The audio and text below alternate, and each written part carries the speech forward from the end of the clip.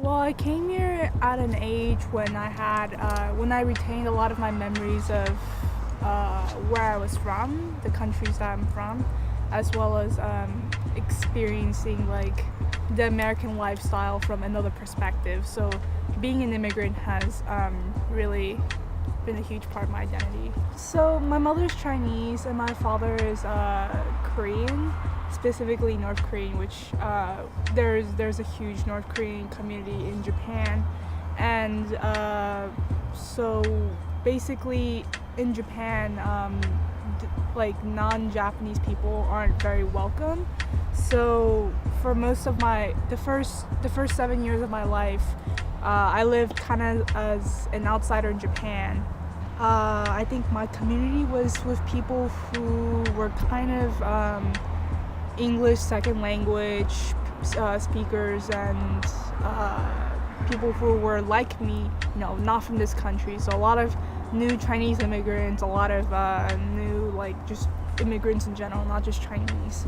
There were a lot of immigrants from Africa who I hung out with just because we felt like we belonged together. And then now my heterois community, which is now my most dominant community, because these are people that I see every day, and I have really good friends, and I opened up about my experiences with quite a few of them, and yeah. Heterois is not very diverse in terms of like ethnicities, socioeconomic status, but I do think that we do have a very although it is pretty one-sided, we're all very liberal, I do think there's a diversity of thought at heterois. So over the years, over these past 4 years that I've been in this community, I've been exposed to many different kinds and ways of thinking.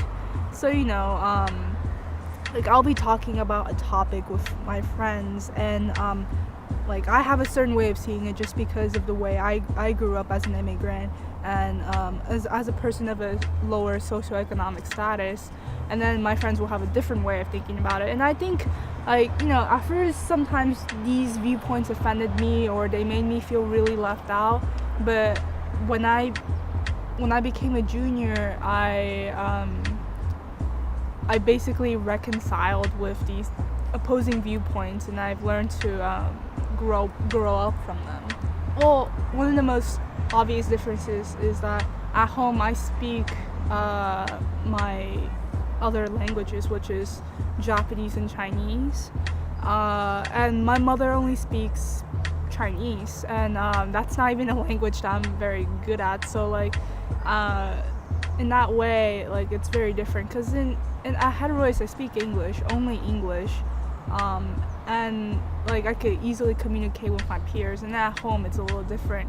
I have to adjust to the languages that my family speaks to, and our customs are also really different. At home I have to be very respectful, although I'm not anyways, but I have to bow to my elders. I have a lot of family responsibilities. I think that's just one thing that being an immigrant is, you have a lot of responsibilities that people your age normally don't have.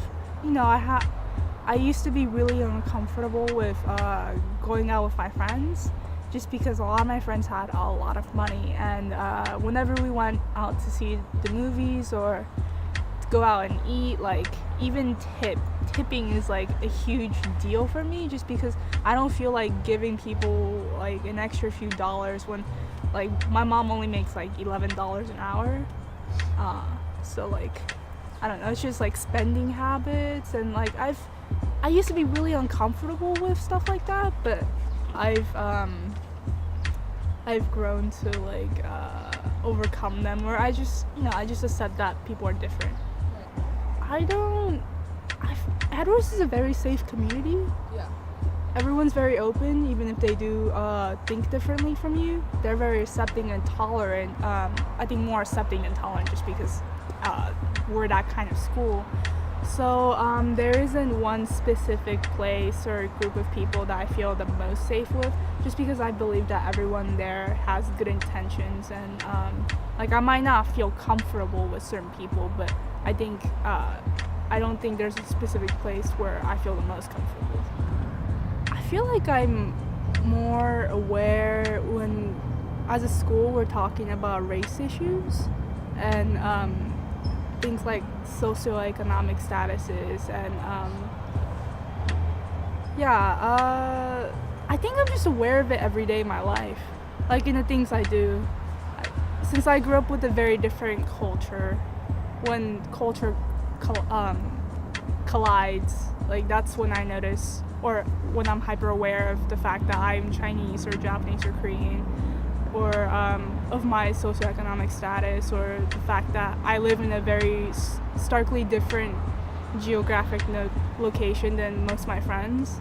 Like I live in a place where there is like a little more violence than where my friends in the hills would live. So being a minority student has taught me something about gratefulness. I've come to realize that I have been very lucky being able to live in America, and being a minority student means that you stand out quite often in certain ways and certain times, and that's when I've really come to appreciate the fact that I've been given so many gifts and like opportunities, and I'm also aware of the fact that like I have to uphold like where I come from and my values and my culture. I take Chinese class, so that's one place where I feel like Chinese culture is represented, even if it's kind of different from what I'm used to. And then when like History 9, we spoke a lot about China, the formation of China, and that's when I again like felt like Chinese people were represented. But like I think there are missed opportunities in our curriculum to teach people about Asian culture, just because like I believe Het Royce has a really large Asian population, more so than it realizes. Yeah. Like everywhere I look, at least one person is like some sort of Asian. So I believe that there are missed opportunities in our curriculum to teach people. Everyone has a part to play in history, and I believe Asians have played a large part in like American history. So I believe in that particular instance there's a missed opportunity to really enlarge our understanding of the Asian American experience here. I'd like to see more diversity. Not just, I feel like there's already a good representation of Asian people, but just, it doesn't even have to be ethnicity, really. I mean, I believe there should be a larger representation of Blacks and Latinos at our school.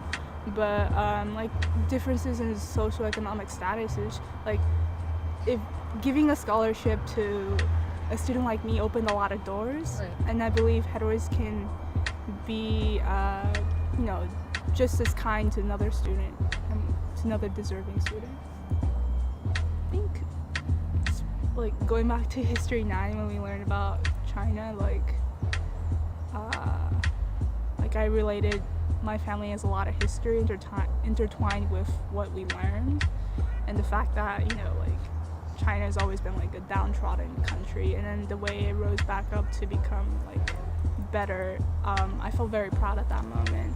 And also, during our cultural assemblies when we speak about achievements that people make, and then those are moments when I'm proud of my people and where I come from. I think Het Royce can do a better job at bringing in people of different backgrounds and experiences, and because that's what Het Royce likes to put itself out as, like, diversity. So I think it could do a better job of bringing that to the table. So I think that's just one thing.